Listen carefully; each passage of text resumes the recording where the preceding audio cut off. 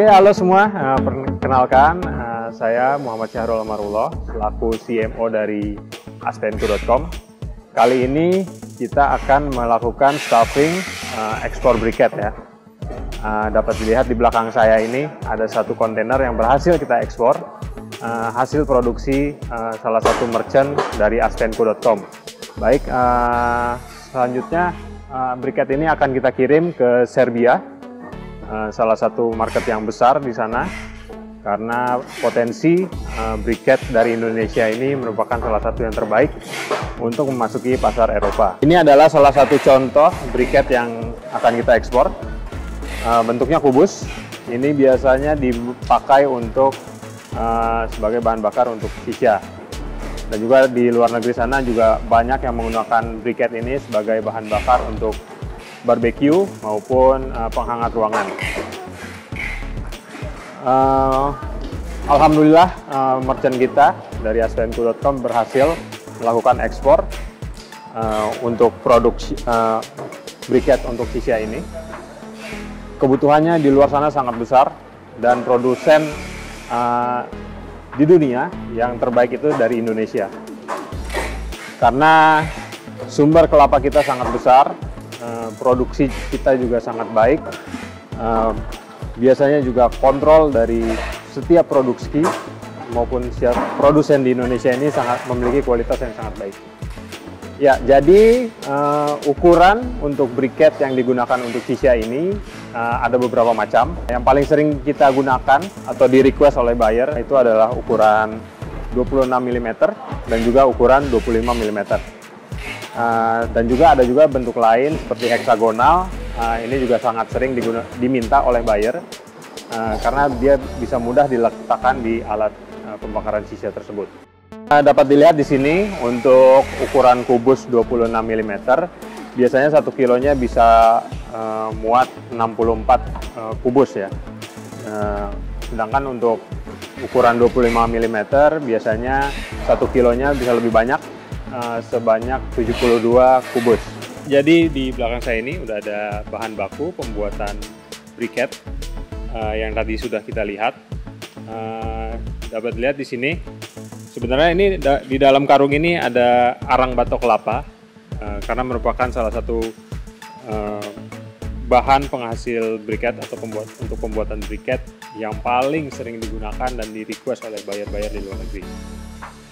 Untuk mengetahui proses pembuatan dari arang batok kelapa ini menjadi briket, kita langsung tanya aja dengan manajer pabrik di pabrik ini ya.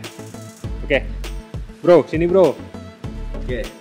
Oke, di sini udah ada Fikri selaku manajer pabrik dari PT Nudira. Jadi gimana nih? Kita mau ngasih tahu teman-teman di sini untuk mengetahui proses pembuatan briket dari A sampai Z. Ya mungkin bisa dijelaskan secara singkat aja, bro. Oke, baik. Pertama kali itu ketika bahan baku datang, arang batoknya, itu kita cek dulu kadar airnya. Jika kadar airnya rendah, itu bisa langsung diproses masuk pengayakan. Jika kadar airnya masih tinggi, perlu kita jemur terlebih dahulu supaya dia kering. Karena kalau bahan bakunya basah, itu diayak, sisa-sisa residunya masih ada yang menempel di badan arang batoknya seperti itu. Nah, di sini ada tahap 2 kali pengayakan. Yang pertama, biasanya serabut ataupun zat pengotor itu lebih banyak terbuang di yang pertama. Lalu di ayakan yang kedua, itu lebih banyak residu dari arang batoknya supaya menjadi lebih bersih seperti itu. Lalu kemudian masuk ke hammer mill. Hammer mill ini fokusnya bukan untuk menjadi powder, tapi lebih untuk sebagai size reducing, jadi pengecil ukuran aja, supaya beban kerja dari disc mill, ada 2 mesin disc mill di sana, itu tidak terlalu berat untuk menghasilkan ukurannya seperti itu, sehingga teman-teman yang kerja itu bisa lebih kontinu karena ukurannya sudah lebih kecil dan didapatkan powder yang lebih halus dan lebih bersih seperti itu kira-kira. Oke, jadi dari awal udah kita lihat bahan bakunya kita ayak dulu, dijemur dulu, lalu diayak. Setelah diayak kita perkecil lagi ukurannya sehingga pekerjaan di sini di bidang ini di tahap pertama ini dapat dikerjakan dengan lebih mudah. Gitu ya. Oke, selanjutnya setelah kita perkecil ukurannya, kita apain lagi nih, Bro? Oke, kita jalan sedikit ke sana.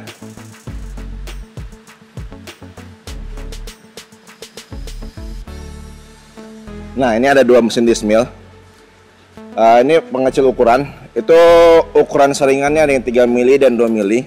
Supaya nanti ketika dibikin adonannya di mixer itu bisa lebih solid karena ada perbedaan ukuran dalam pencampurannya seperti itu. Jadi ada yang halus sekali dan ada yang sedikit halus sehingga bisa lebih solid dan bobot dalam satu pieces briquette itu bisa lebih bagus seperti itu. Oke, jadi setelah kita perbagus lah ukurannya, setelah itu kita lakukan apa lagi ya, Bro? Kira-kira mungkin ada proses mixing atau... Ya, setelah itu mixing. Oh, mixing ya? Oke, boleh dijelasin, Bro, cara mixingnya gimana, terus kita gimana? langsung ke tempat mixernya aja. Oke, siap. Oke. Ayo.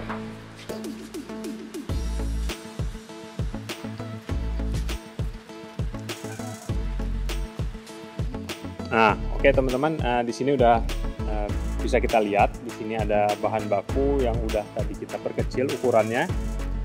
Selanjutnya dari proses pengecilan ukuran tadi, kita akan lakukan mixing. Nah, untuk lebih jelasnya kita tanya nih, Bro Fikri. Oke, baik. Ini ada beberapa contoh hasil yang sudah digiling, sudah menjadi powder. Nanti setelah itu kita masukkan ke mixer untuk dicampur dengan bahan lainnya. Untuk pembuatan briquette itu diperlukan perekat binder. Itu kita menggunakan tepung tapioka. Umumnya penggunaan tepung tapioka itu di sekitar 5% per kilogram bahan dan dicampur dengan air secukupnya. Tapi kalau untuk produksi briquette non sisa seperti barbecue itu umumnya tepung tapiokanya bisa lebih banyak, bisa sekitar 7% sampai 8% supaya dia bisa lebih merekat seperti itu. Oke, jadi kita tahu kalau jadi ada proses yang membedakan ya untuk briquette sisa maupun briquette untuk barbecue. Karena penggunaannya juga berbeda. Kalau sisa biasanya langsung kehirup ya biasanya, langsung kehirup oleh si pengguna sisa. Kalau barbecue kan kita biasanya menggunakan media yang lain dan tidak secara langsung terhirup oleh kita. Jadi penggunaan bahan yang lain juga bisa lebih aman begitu ya, Bro. Ya. Oke, selanjutnya kira-kira proses apa lagi nih setelah mixing? Terus mungkin selain ini ada blending ya kalau nggak salah ya. Blending. Oke, untuk blending itu sebenarnya tujuan dari blending itu untuk mematangkan campuran tapioka supaya menjadi lebih lengket, lebih tercampur seperti itu. Di pabrik kami ini kami menggunakan sistem 2 kali blending. Jadi ada 5 pasang mesin blending di sini. Ada blending 1, blending 2, jadi 2 kali blending semuanya. Itu fokus utamanya adalah untuk mematangkan si tapioka tadi. Outputnya itu nanti kita lihat dari tingkat kematangannya. Nggak boleh terlalu matang, karena kalau terlalu matang biasanya ketika dibakar ada coklat-coklat sedikit di awal pembakarannya. Coba juga nggak boleh terlalu dingin. Kalau terlalu dingin nggak lengket dia tapiokanya, jadi kurang solid. Jadi biasanya nanti lebih mudah crack, dan kalau di drop test jadi mudah hancur seperti itu. Jadi suhunya benar-benar harus dipantau, harus dicek. Seperti blending pertama di kisaran sekitar 50 derajat Celcius, blending kedua harus sekitar 47 derajat Celcius, itu harus dicek terus seperti itu. Lalu setelah hasil blending nanti kita dinginkan terlebih dahulu sebelum nanti masuk ke pencetakan seperti itu. Oke. Jadi teman-teman dapat memahami ya apa yang tadi dijelaskan sama Bro Fikri di sini. Jadi setiap proses yang dilakukan di sini memang harus dipantau secara bertahap. Jadi pembuatan briquette ini prosesnya panjang sebenarnya teman-teman. Dan setelah nanti adonannya jadi, terus didinginkan terlebih dahulu, nanti kita akan masuk ke proses pencetakan. Nah, pencetakannya tersendiri itu juga tergantung dari request si buyer.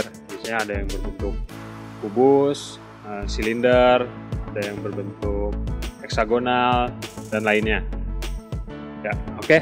Selanjutnya kita akan lanjut ke proses selanjutnya, yaitu proses pencetakan. Nah, oke. Nah, sekarang udah masuk ke proses pencetakan. Nah, kira-kira di sini gimana aja, bro? Apa aja titik kritisnya di proses ini? Oke, untuk proses pencetakan ini harus diperhatikan pertama kadar air ya. Lalu juga kenapa tadi setelah blending harus didinginkan terlebih dahulu, supaya nanti ketika dicetak itu tidak timbul kulit jeruk pada permukaannya, karena suhunya kan dari panas terus kena panas lagi, seperti itu. Dan kemudian di pencetakan itu usahakan mesin kompresinya jangan terlalu tinggi, jadi sehingga tidak terlalu panas. Jadi hindari keluar mesin pencetakan itu ada keluar asapnya sedikit, hindari seperti itu. Lalu juga kadar air juga harus pas, karena kalau terlalu banyak airnya nanti ketika dicetak lembek, dan kalau terlalu kering nanti ketika dicetak loncat-loncat briketnya, seperti itu kira-kira. Ya, oke. Jadi teman-teman dapat memahami ya, di proses pencetakan tersendiri pun ada titik-titik yang harus kita perhatikan dengan baik agar produk yang dihasilkan itu nggak ada komplain lah nanti di saat pengepakan maupun saat tiba di negara tujuan ekspor. Oke teman-teman, jadi tadi setelah proses pencetakan, hasil briketnya kita masukkan ke dalam tray-tray di sana. Lalu selanjutnya adalah proses oven, yaitu mengeringkan adonan tadi, adonan yang sudah menjadi briket tapi masih ibaratnya masih lembek lah ya. Nah, selanjutnya kita akan oven di oven ini. Di sini mungkin ada 3, dapat dilihat di sini ada 3 oven yang berfungsi untuk mengeringkan briket. Nah, kira-kira bro, di sini kita ngelakuin apa aja nih? Terus kira-kira tahapannya apakah ada yang harus diperhatikan atau tidak? Baik, kalau untuk oven ini, jadi setelah barang hasil cetak masuk tray, itu umumnya kita diamkan dulu, diangin-anginkan lah istilahnya itu, supaya kadar airnya sedikit berkurang dan bobotnya juga mungkin agak sedikit berkurang, mungkin sekitar 1 hari 1 malam, baru setelah itu langsung kita masukkan ke dalam oven. Nah, proses oven itu kalau di kami ini selama 24 jam kurang lebih, itu suhunya naik secara perlahan, itu dari sekitar suhu 35 derajat sampai 40 derajat, sampai nanti di sekitar jam ke-20 atau jam 22 itu sampai suhunya sekitar 90 derajat atau 100 derajat Celcius. Pelan-pelan, kenapa harus naiknya secara perlahan? Agar tidak crack, karena si kadar air yang di dalam briket tidak cepat menguap dari yang terkandung di dalam briketnya, seperti itu. Lalu juga untuk segi quality control, kami melakukan pengecekan selama tiap 1 jam. Jadi nanti setiap 1 jam pintunya kami buka, kita ukur suhunya, kita ukur suhu briketnya, lalu kita timbang berat briketnya, seperti itu. Itu berlangsung terus tiap jam sampai oven kering. Kira-kira seperti itulah untuk prosesnya. Nanti setelah selesai di oven, lalu masuk ke tahap pendinginan untuk sebelum siap di packing, agar nanti ketika di packing itu plastiknya tidak berembun seperti itu, ataupun menyebabkan plastik atau kardusnya basah. Jadi kita dinginkan dulu, baru setelah itu langsung kita packing, seperti itu. Nah, oke. Jadi di proses oven ini karena dilakukan quality control setiap 1 jam, jadi tidak ada kemungkinan briketnya terbakar di dalam sini ya. Jadi teman-teman yang mau belajar juga nggak perlu khawatir kalau briketnya nanti terbakar di dalam oven. Nah, oke. Jadi untuk pengiriman briket dari pabrik ini kita menggunakan rekanan forwarder yang terpercaya, tentunya menggunakan forwarder yang menjadi rekanan dari aspenco.com.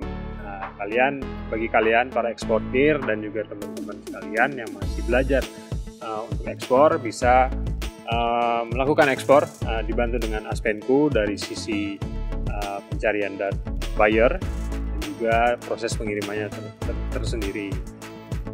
Insya Allah Aspenco di sini akan hadir membantu kalian agar bisa menjadi eksportir yang handal. Oke, terima kasih sudah mengikuti vlog Aspenco pada hari ini. Terima kasih semuanya. Sampai jumpa di vlog selanjutnya.